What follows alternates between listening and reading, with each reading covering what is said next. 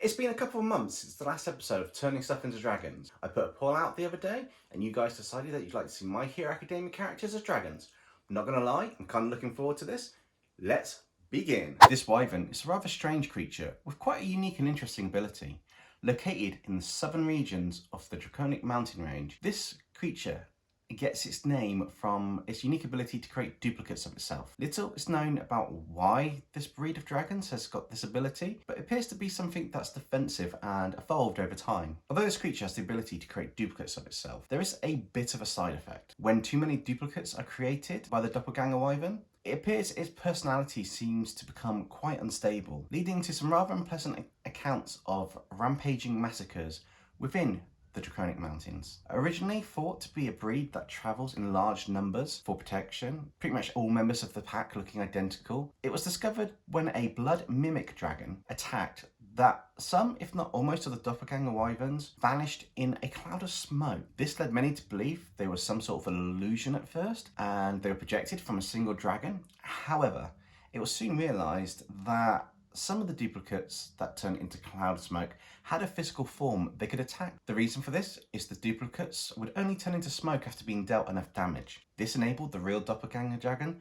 to escape or kill its opponent in the chaos and confusion when the doppelgangers turn into a kind of smoke screen. I think it's worth mentioning that the doppelganger wyvern has never been seen to attack or counterattack a blood mimic dragon. Even after being injured, it would never go to attack a blood mimic dragon. This creature has always caused the doppelganger wyvern to flee. Many adventurers thought that it was odd that the doppelganger wyvern, who has been known to attack dragons much larger in the confusion than itself and much more powerful, would run away from a dragon which seemed not so scary in comparison, and in some case it won the fight against these larger creatures. But the blood mimic dragon is one that it chooses to avoid at all costs. The reason for this was discovered when a group of adventurers who were studying a blood mimic dragon discovered its abilities, and we'll go into this a bit later on, but I can assure you it's a legitimate one.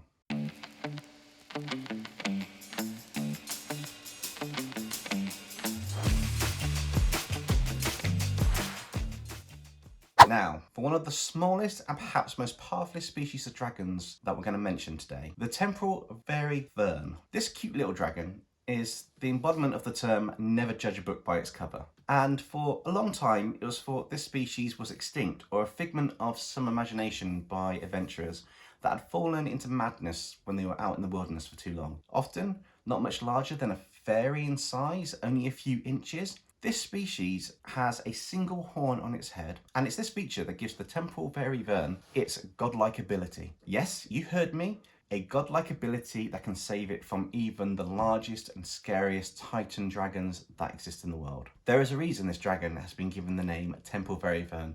It can control and manipulate time. It doesn't matter how powerful or large a creature is. There are very few creatures in the universe that can defeat the ravages of time, other than a few ultra-rare species that seem to be immortal or timeless as they have exceedingly long lifespans. Or they can even control time themselves to a degree. It would appear from the few encounters with this species of dragon that the temporal fairy-vyrn can not only halt or rewind time, it's also unsure if this creature can actually move forwards in time itself. It has been noted that this creature has the ability to increase the time of a subject it's targeted in an attack, so it can make them age until they turn into dust. As if that wasn't a terrifying attack in its own, being able to age your opponent till they're utterly useless or they blow away in the wind as dust. It can also rewind time for the opponent, causing it to de-age back into the point of non-existence. We do, however, have a theory, as depending on the size of the opponent, a period of rest is needed between the attacks from the temporal fairy-vyrn. We believe the temporal energy used in the attack is stored in a small horn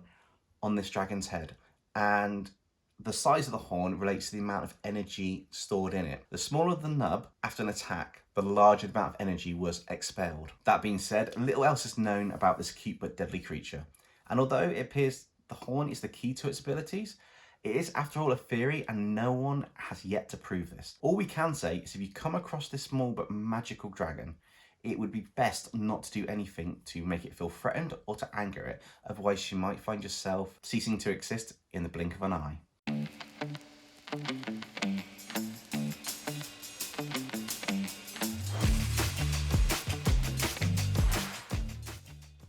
One of the scariest species of dragon that we've encountered is the blood mimic dragon. A strange name, but worthy of the unique ability of this creature, which we're about to go into. Although more like a hound and a drake than a dragon, as it doesn't appear to have any wings in its natural state, this creature is a chimera of sorts. This is due to its rather amazing and terrifying ability that the blood mimic dragon has. Unlike other species of dragons that can blend into their environment, like the galvanic mecha drake, the blood mimic dragon has much more of a complex but perfectly stealthy ability, one that borders on being godlike in its essence. This creature is able to drain the blood of other creatures and store it within its body. There are special sections where adventurers have said they can see the blood actually being stored. They're not sure if it's the blood mimic dragon's blood or it's a creature it's drained. But through some unknown process, it's able to alter its own DNA to have the characteristics and abilities of a creature it's literally devoured the blood from. It alters the body to be a replica of that creature, not only in sound, but looks, with similar knowledge and the abilities, for a prolonged period of time. We assume until the blood runs out. This makes it extremely hard to tell if some dragons are the blood mimic dragon or the actual species in question. We also noticed that a large amount of blood is needed for the ability to work. However, even with small amounts of blood stored in its body, the blood mimic dragon can adapt various aspects of its DNA to those of its victim. That being said, the duration of these abilities and features is far shorter than if it were to be an older member of the species and if it were to have a fully stored supply of the blood of another creature. The blood mimic dragon has been said to have a reasonably high intelligence level for a dragon, and at times it seems to have a facial expression that looks a little bit crazed. We believe this might be something to do with an addiction to the blood of certain species that it's drained, causing it to have an almost obsessive and addictive behaviour to drain and devour the blood of these creatures. It's best never to encounter these creatures, but if you do happen to, it would be ideal if you hide and pray it doesn't find you or doesn't decide to enjoy the life force that's in your veins.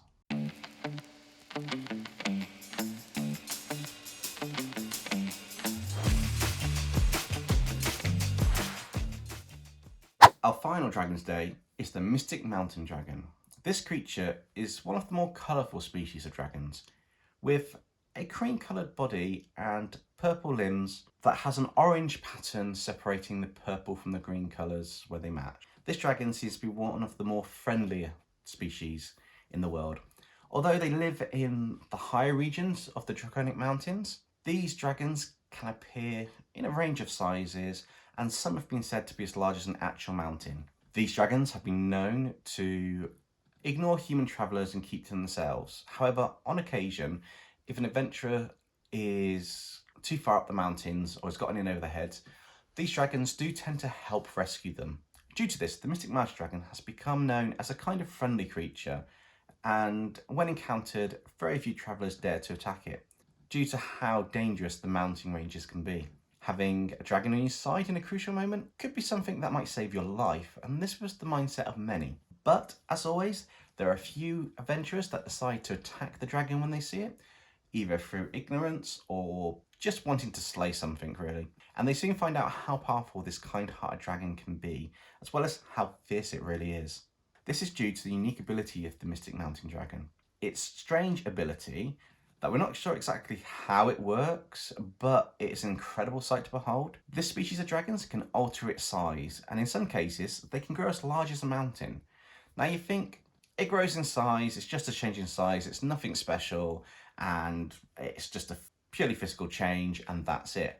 But what happens is when this dragon increases in size, its skin becomes nearly indestructible. So why isn't this creature in its gigantic form all the time? Well, we theorise that it consumes a massive amount of energy when it changes the size of its body and has to maintain the form. This means that the new giant form of the dragon can only be maintained for short periods of time. Older members of the species can hold the form for longer, and we believe they've learnt to control the energy consumption in their bodies to a degree to maximise the effectiveness of the transformation. It's unknown if this species of dragons can reduce its size as it's only been seen to grow larger in size and then return back to the original state. That being said, it's reassuring that there are some, although rare, species of dragons in the world that are friendly to other species, even though they have tremendous power. But as with all beings, it would be a fatal error to mistake kindness for weakness.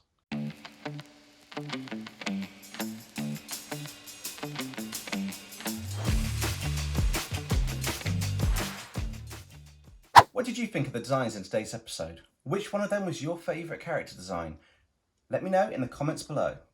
I quite like how the Doppelganger Wyvern and the Mystic Mountain Dragon came out. But all in all, I think all the dragons came out really well in this episode. Really pleased with it, and I think it's probably the best dragon episode I've done on the channel. If you want to see more My Hero Academia characters turn into dragons, be it the heroes or the villains, then be sure to smash the like button and get enough likes on this video. If we do, I'll definitely be doing a part 2. That's all we have time for today. Friday's video will be a Copic illustration of Kakashi Hatake from the Naruto series, so be sure to check that out. Anyway, stay safe everybody, and I'll catch you next time.